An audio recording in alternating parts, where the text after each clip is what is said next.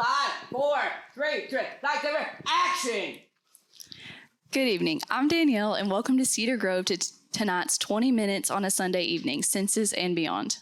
I'm Reagan. I'm glad you joined us tonight. This report was originally on the mandatory counting or census by Caesar Augustus of Rome.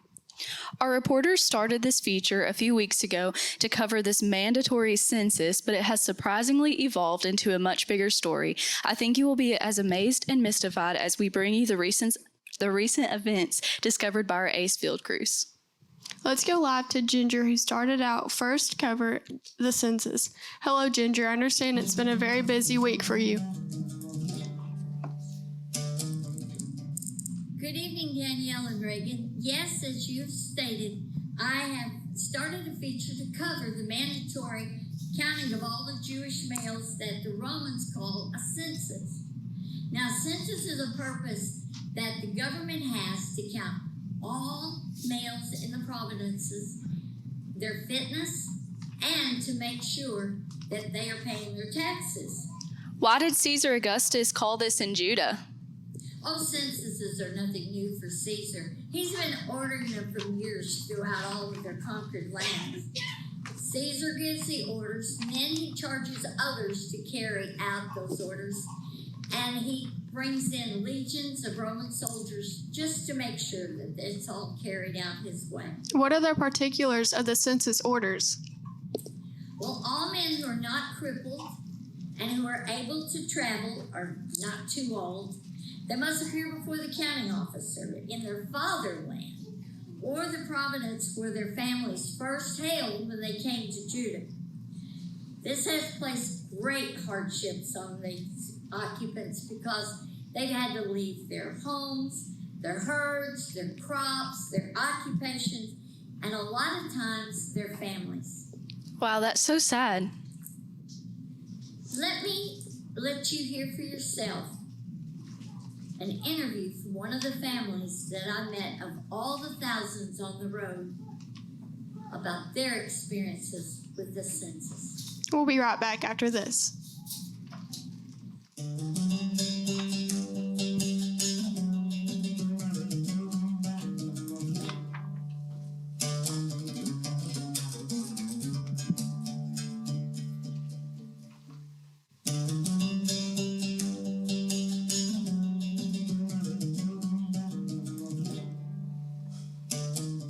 Shalom, everyone. I'm the priest of Cedar Grove Tabernacle. I want to invite all the males to Cedar Grove Sabbath services this Saturday.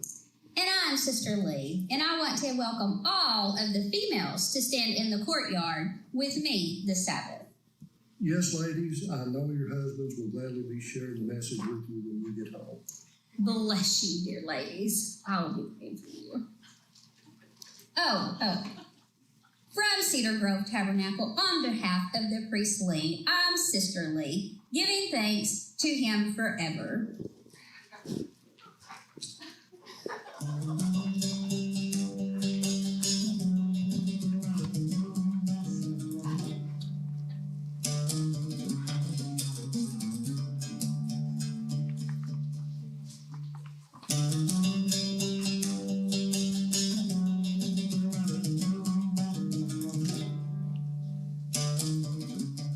Thank you so much for visiting with us and sharing your story with us. Now, I understand that you don't want to give your name or where you live. Yes, we would hate to draw too much Roman attention, especially to our family. I understand. Can you tell us how you found out about the census? I was the only one home when the Roman soldiers came into our village. It's never a good thing when the soldiers ride in, and we were so scared. They met with the priest and told him that every able man must present himself to the counting officer.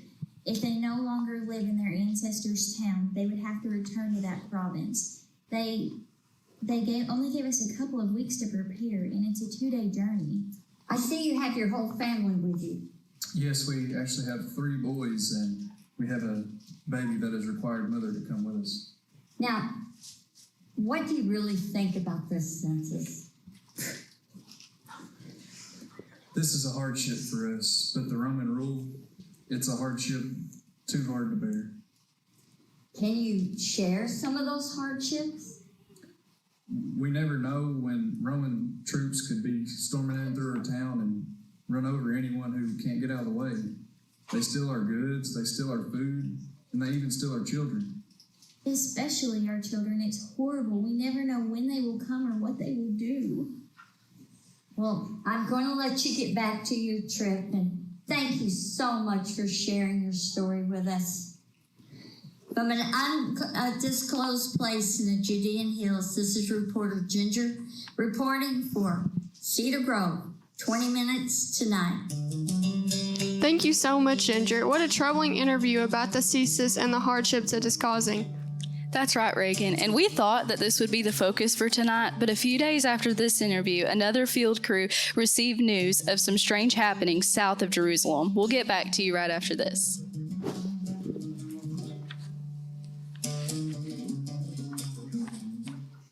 Martha, have you called the United Jewish Health Carrier this year? Call? I'm 75 years old and I already have widows and orphans covered, so I don't have to call anyone. But Martha, widows and orphans plans change each year. You need to make sure you have the best service. They shouldn't be giving me the best service anyway, so I'm not calling them. But And they probably will try to charge me for the call. I am not calling. Do you hear me?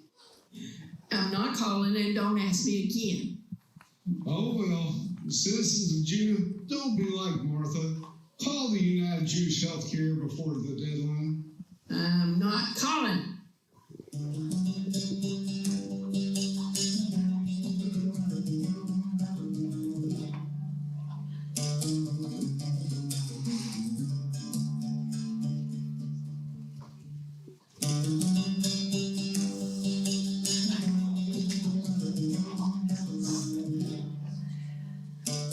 Shalom, dear friends. I'm Landon, son of Lee and owner of Lee's Lawn and Refuge Service. When your lawn or garden needs trimmed, cut, or fertilized, I'm the one to call for the most professional job. And cost, I work for pennies. Another part of my service is refuge removal. Whatever you have tossed out on your land or others have thrown on your land, I have the equipment to remove any and all trash.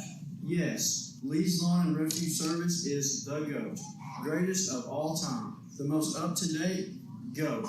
Lee's Lawn and Refuge Service, I will get you mowed or devoured. Call today.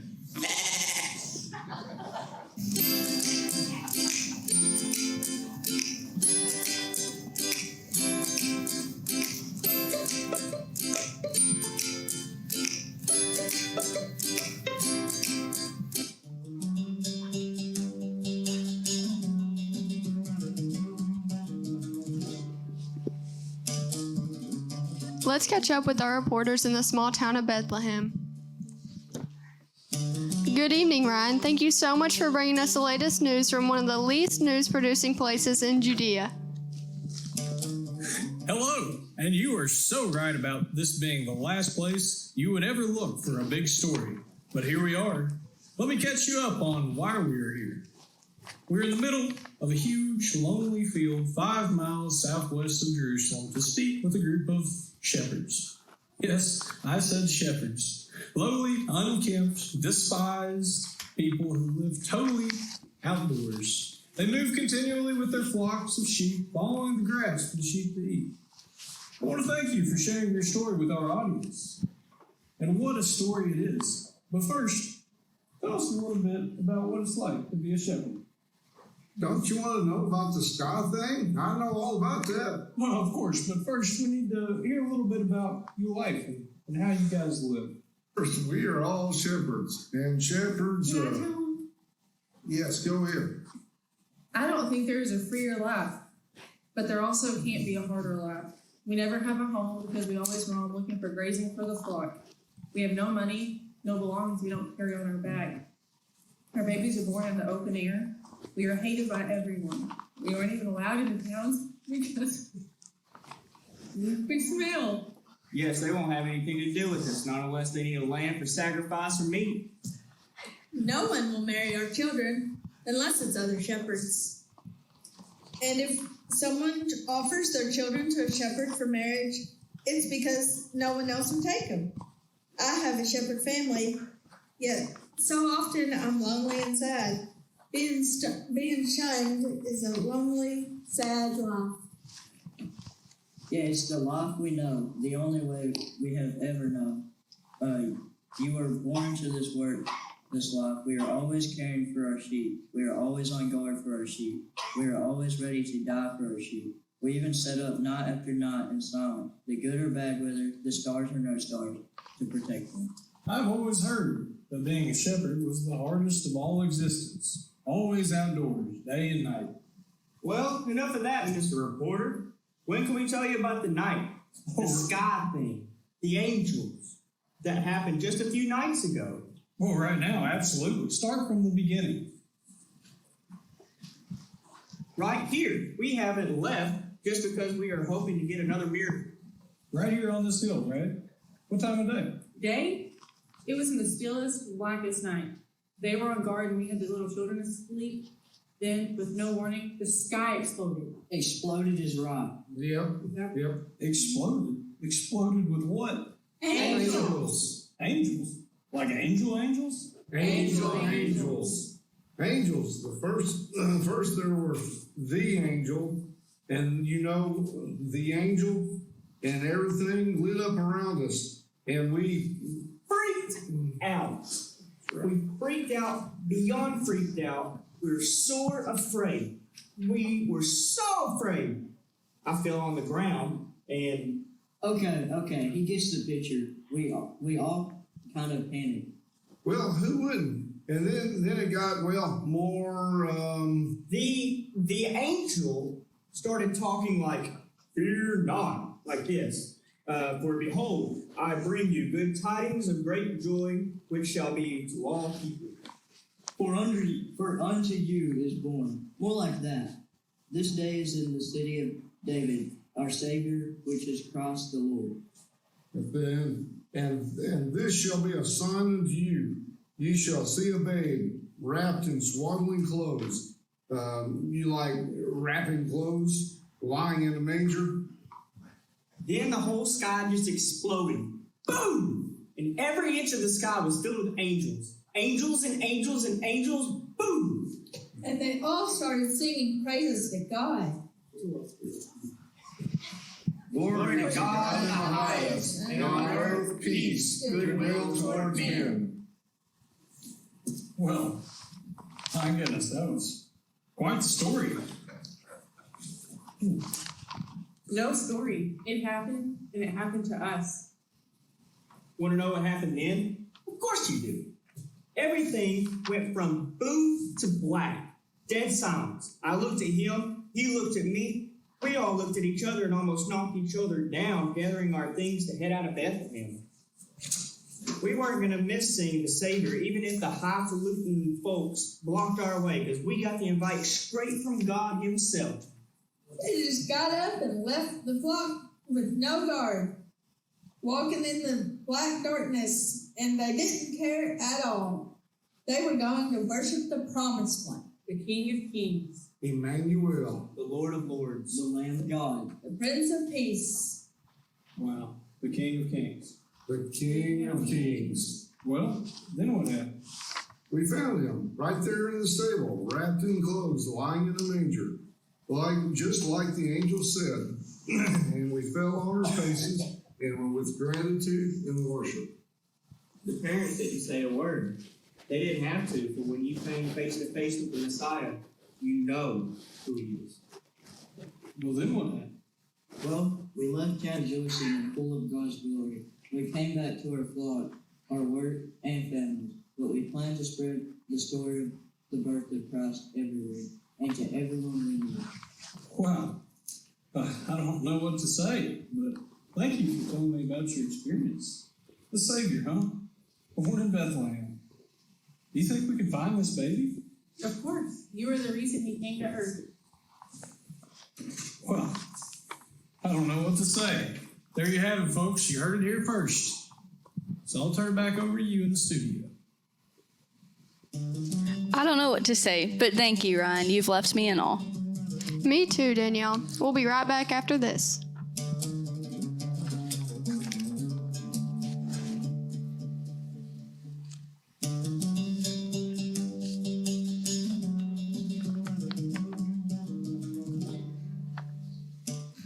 Remember, be proud of where you repose. Cedar Grove Natural Crypts. Remember, when you die, make sure everyone wants to join you in a Cedar Grove crypt.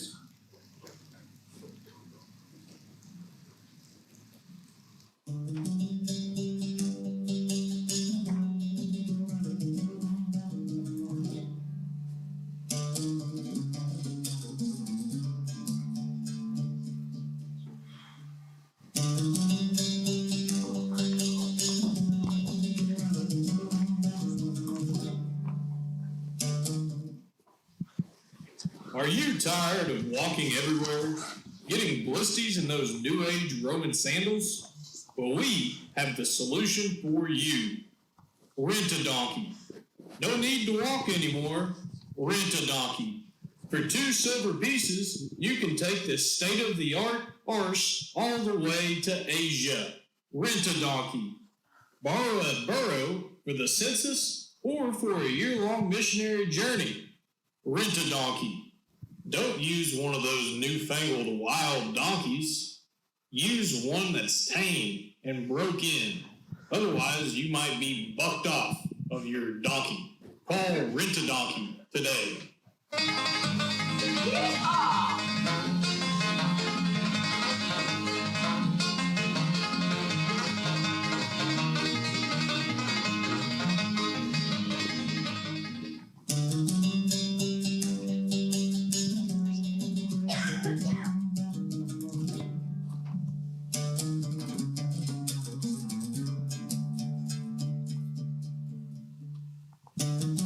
We have just gotten a live breaking news report from a field reporter in Persia. Jack, are you there?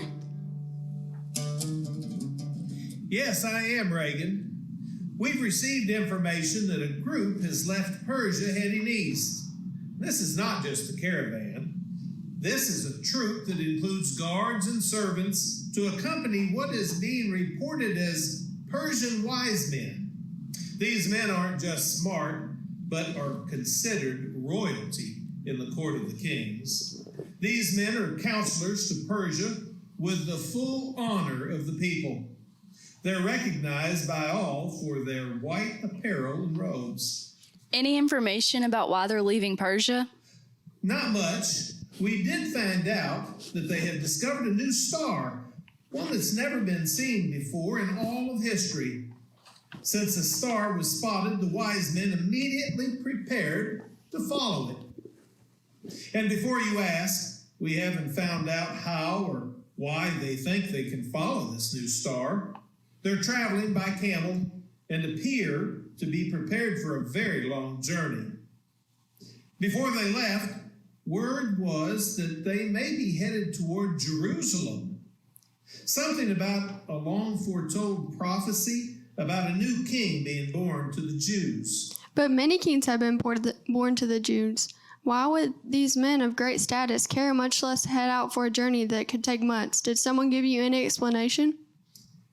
Well, just that wise men have been looking for years to the sky, waiting for this star to appear to be the sign that something very special is going to be happening in Judah.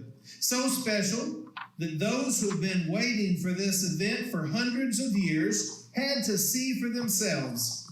Oh, and they may be carrying some very expensive items to honor the king, but no one would verify that for security reasons.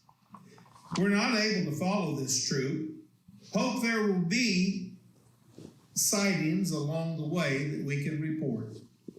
Reporting for Persia. Thank you so much, Jack. Well, Reagan, shepherds, angels, a baby, and now a star in Persia along with wise men? What is going on? I have no idea what all this means. I've covered a lot of mysteries, but this one may be the biggest one of all. Thank you for tuning in tonight for what may be the strangest, most miracle-filled 20-minute report ever. We will definitely be following this story of stories and share with you from Cedar Grove 20 Minutes Tonight.